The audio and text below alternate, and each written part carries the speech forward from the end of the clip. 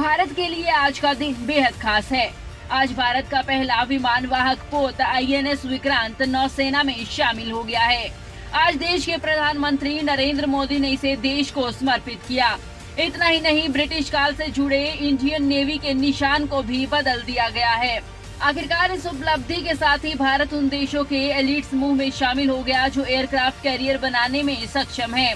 फिलहाल इन देशों की सूची में अमेरिका, रूस, फ्रांस, यूनाइटेड किंगडम और चीन का नाम ही शामिल है। इतना ही नहीं, ये दुनिया का 7वां सबसे बड़ा कैरियर होगा। अब इसके बारे में विस्तार से समझते हैं कि आखिरकार किस तरीके से इसे बनाया गया। 20,000 करोड़ रुपए की लागत से ये तैयार हुआ है और INS विक्रांत 262 मीटर लंबा और 62 मीटर चौड़ा है।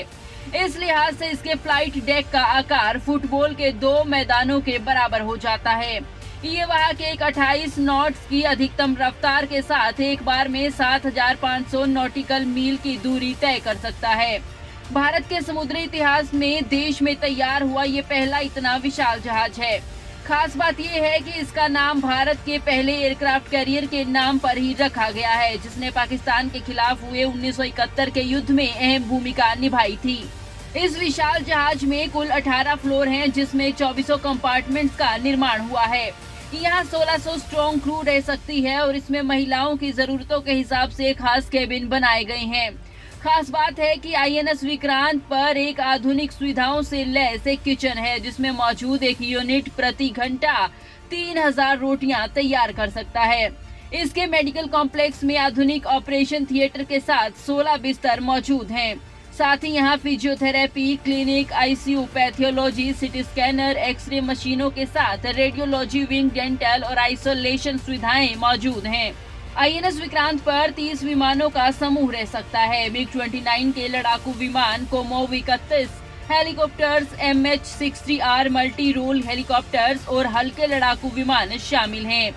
समुद्र में दुश्मनों को पटकनी देने के लिए इस कैरियर का ब्रह्मोस मिसाइल भी तैनात हो सकेगी। ये एक मीडियम रेंज मिसाइल है। इसमें सबमरीन, जहाज, कैरियर या धरती से भी लॉन्च किया जा सकता है। नौसेना ने जानकारी दी है कि इसके निर्माण में 76% स्वदेशी चीजों का इस्तेमाल हुआ है। 20,000 करोड़ रुपए में INS विक्रांत को तैयार करने में 2000 CSL कर्मी और अप्रत्यक्ष रूप से 13,000 अन्य लोग भी शामिल रहे। INS विक्रांत के फ्लाइट ट्रायल्स नवंबर तक शुरू हो जाएंगे और ये कैरियर साल 2023 के मध्य तक संचालन के लिए पूरी तरह तैयार होगा। न्यूज डेस्क, खबरें अभी तक।